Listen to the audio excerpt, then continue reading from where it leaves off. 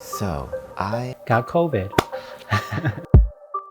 We're going to talk about something a little different, and it's the coronavirus and what it's like to have it from day 1 to about day 29. Right now in America, more than 1 out of 5 Americans have either experienced the disease or are currently going through it right now. And so if you're worried about catching the disease or you're worried about friends and family catching it, in today's video, we're going to share what it's like to progress with the disease, how you can take care of yourself, and be sure to watch until the end of the video where I'll share with you 3 tips on how you can get better as quickly as possible.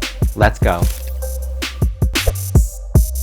Hey everyone, it's Jay at Truth Leaders. Welcome back to the channel, helping you build your leadership influence in business and in life. Now, you may be wondering, what's this have to do with reaching our goals? Well, our body is like a vehicle that drives us to our destination. The more you're taking care of your body and making sure it's healthy, the quicker and more successful you will be at reaching your goals. So it all started on Tuesday, November 17th, and I was talking to a colleague. She had a mask, I had a mask. She went to lunch, and when she came back, she mentioned that she was feeling a little unwell.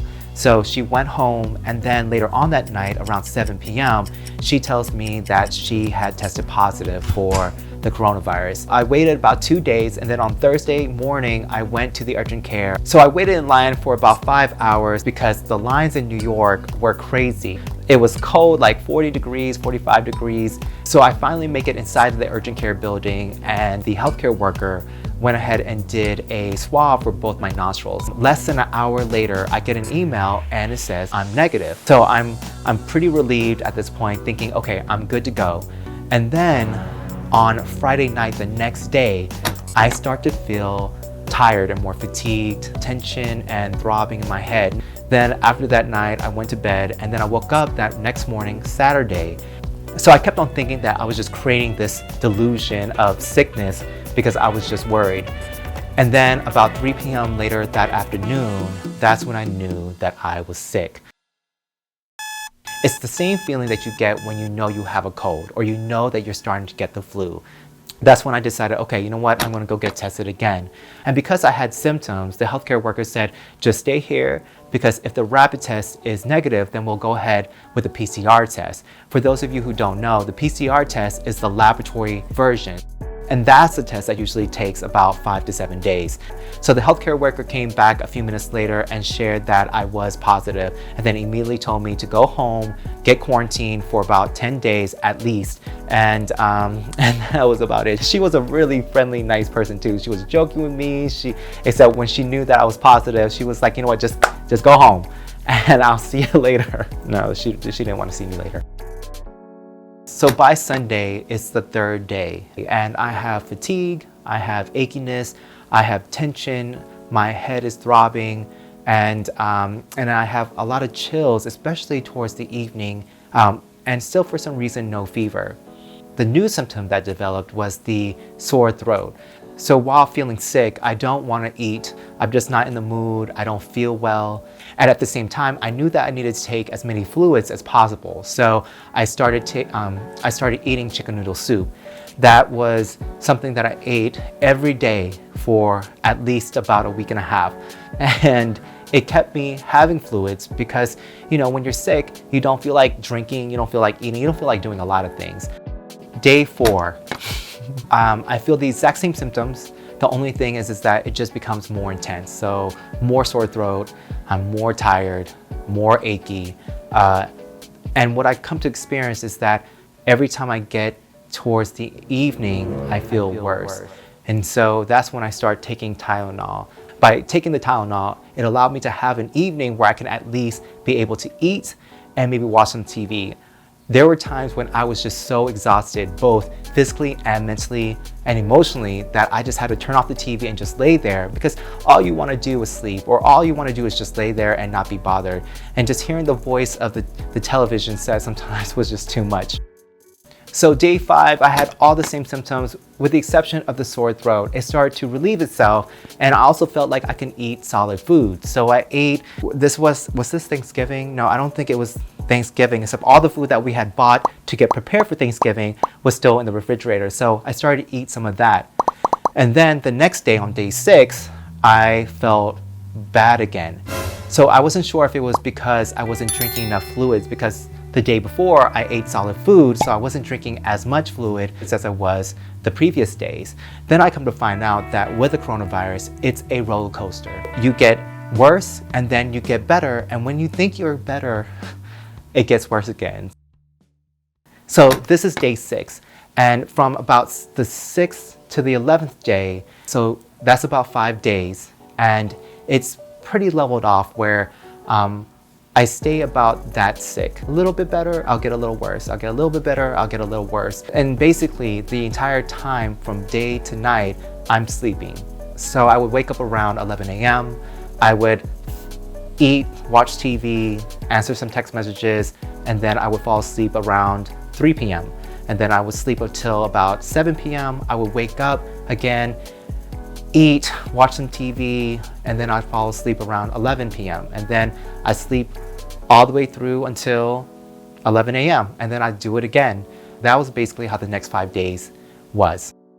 So on the 10th day, I had more of a buildup of congestion and my body would start to heave sometimes. And there were times when I would spend about 30 minutes in the bathroom trying to heave out things that weren't in my body because it already took out my chicken noodle soup, so there was nothing left of me, and I would just keep on heaving until my body stopped. That happened for about 3 or 4 good nights every evening. So this is day 11, and I know there's a lot of conversation about breathing challenges. It is a respiratory disease. So what I did notice is that when I did breathe in, that's when I felt like my lungs didn't have a lot of space. So that was telling me that there wasn't enough movement of air in my body and I needed to do something about it. So day 13, I started to feel a little bit more improvement. So no aches, no chills, no headaches or throbbing. There was still coughing, there's still congestion, and certainly a lot of fatigue. So day 14, and then after that, it just becomes slow progress. The biggest challenge for me is energy at this point. You can get up and go to your kitchen after you're done cooking. You're exhausted or you're lightheaded or you're dizzy within 20 minutes. And so then you just have to go lay back down on the couch and just rest. It wasn't until day 27 that I actually felt enough energy to walk and live the day almost like normal. The thing is that again, the biggest issue is just your energy. So I remember the first 2 days of actually going out there, doing the things that I need to do normally, and then during lunchtime, I just have to go and take a nap because my body just couldn't stay up.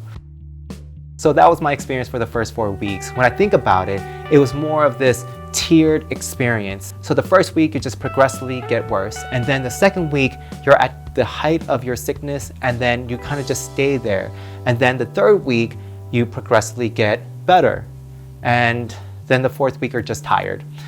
And so I want to share with you 3 things that helped me out. And you know what? Actually, if I heard about this earlier, I would have started earlier.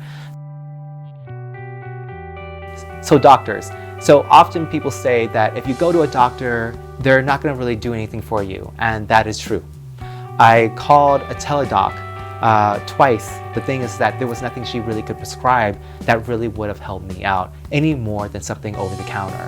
What I will share are some of the things that did help me. So vitamin C to keep your immunity up. I've heard that vitamin D and zinc was also really helpful for other people. I didn't know about it until after I was better. And so if you're thinking about vitamins, vitamin C, D, and zinc. Also, if you're experiencing that cough and congestion, NyQuil is amazing. Not only will it put you to sleep, it will really help out with the congestion and the coughing.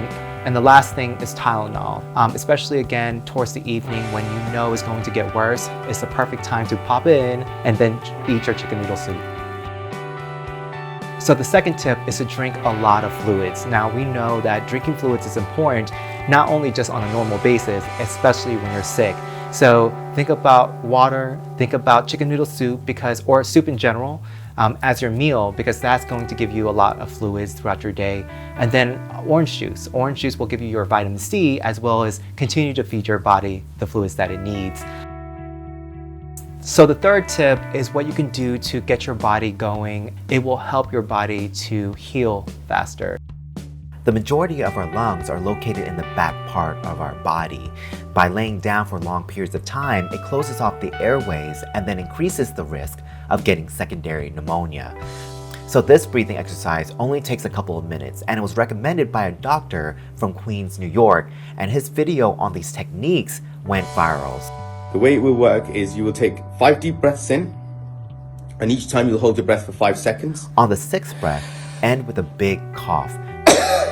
Do this twice and then take slightly deeper breaths for the next 10 minutes. So I hope this video helps you out. Now, I know that getting something like the coronavirus can be really scary and makes you really worried about your physical health.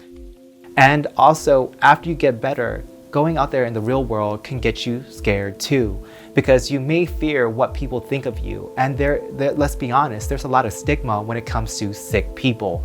Whether it's a virus or even disabilities, people fear what they don't know. And right now, a lot of people are really scared. When I went out there outside my apartment after the 4 weeks, I was very open and I shared, this is what my experience was.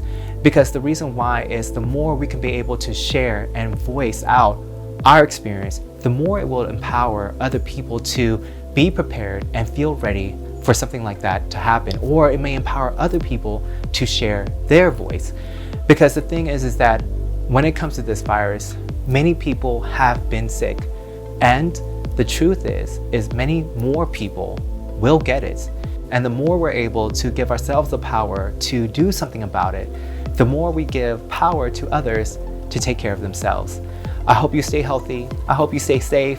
If you or someone you know has had the coronavirus, make sure to leave a comment in the comment section below about your best tip on how someone else can stay healthy. Thank you so much for watching today's video. If you found value in this video, go ahead and click or tap on the like button. Thank you so much. And be sure to subscribe to Truth Leaders for another video just like this one, a step-by-step guide to building your leadership influence in business and in life. If you'd like to watch another video, go ahead and click or tap right here or here, and I'll see you in the next video.